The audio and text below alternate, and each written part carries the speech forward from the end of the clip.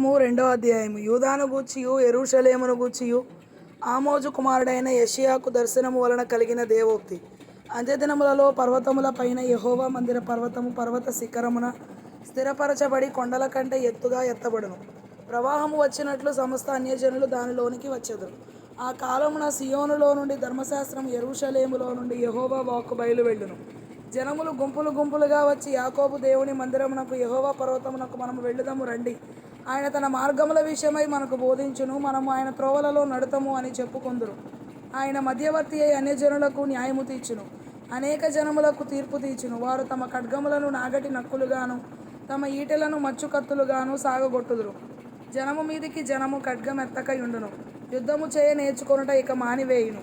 యాకోబు వంశస్థులారా రండి, మనము యెహోవా వెలుగులో నడుచుకొందము. యాకోబు వంశవగు ఈ జనము తూర్పున నుండిన జనుల సంప్రదాయములతో నిండుకొని ఉన్నారు. వారు ఫిలిస్తీయుల వలె మంత్ర ప్రయోగము చేయుదురు, అన్యులతో సహవాసము చేయుదురు గనుక నీవు వారిని విసర్జించి ఉన్నావు.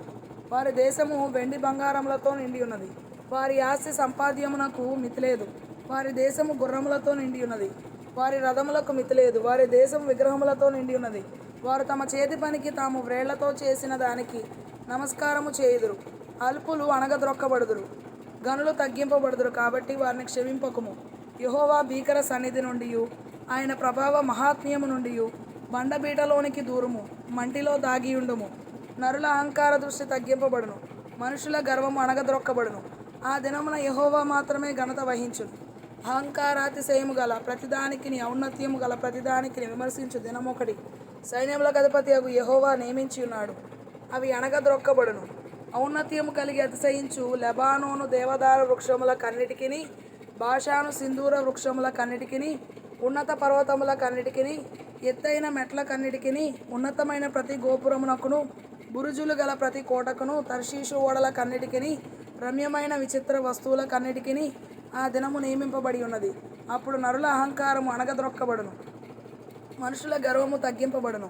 ఆ దినమున యెహోవా మాత్రమే ఘనత వహించును, విగ్రహములు బొత్తిగా నశించిపోవును. యెహోవా భూమిని గజగజ వణికింప లేచునప్పుడు ఆయన భీకర సన్నిధి నుండి, ఆయన ప్రభావ మహాత్మ్యము నుండి మనుషులు కొండల గుహలలో దూరుదురు, నేల బొరియలలో దూరుదురు. ఆ దినమున యెహోవా భూమిని గజగజ వణికింప లేచునప్పుడు ఆయన భీకర సన్నిధి నుండి, ఆయన ప్రభావ మహాత్మ్యము నుండి కొండల గుహలలోను బండ బీటలలోను దూరవలనన్న ఆశతో నరులు తాము పూజించుటకై చేయించుకొనిన వెండి విగ్రహములను, సువర్ణ విగ్రహములను ఎలుకలకును గబ్బిలములకును పారవేయుదురు. తన నాసికారంధ్రములలో ప్రాణము కలిగిన నరుని లక్ష్యపెట్టకుము, వానిని ఏ విషయంలో ఎన్నిక చేయవచ్చును.